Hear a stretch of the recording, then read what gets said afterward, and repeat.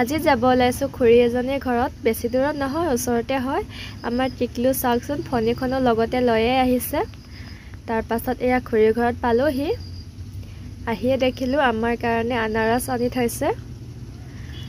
তাৰ পাছত আনাৰসটো মোকে কাটিবলৈ দিলে, সেইকাৰণে ময়ো বহিয়ে ল'লোঁ। এইফালে খুৰী আকৌ নহৰু গুচাই আছে, মায়ে বহি আছে ইয়াতে। তাৰ পাছত আমাৰ টিকলু চাওকচোন, বেডশ্বীটখন টানি গুচাই কেনেকুৱা কৰি থৈছে। তাৰ পাছত এয়া ককায়েকে চিপছ আনি দিলে। মোৰো আনাৰস কাটি হৈ গ'ল, ওপৰতে অকণমান ক'লা নিমখ ছটিয়াই দিছোঁ। তাৰ পাছত এফালে মাহঁতক খাবলৈ বুলি দিলোঁ। খুৰীয়ে আকৌ আমাৰ কাৰণে কিবা কিবি বনাই আছে। এফালে মানুহজনক দিলোঁ, নাখায় বোলে এতিয়া। তাৰ পাছতে ভাইটিটোক দিলোঁ খাবলৈ। আমাৰ টিকলু অকণমান খুৱাই দিছিলোঁ, নাখায় বোলে, সেইকাৰণে ময়ে খাই ল'লোঁ আৰু। তাৰ পাছত মানুহজন আৰু মোক প্ৰথমে ভাত বাঢ়ি দিছে, সেইকাৰণে বহিয়ে ল'লোঁ। আৰু আপোনালোকক দেখাওঁতে পৰিয়ে গৈছে চাওকচোন।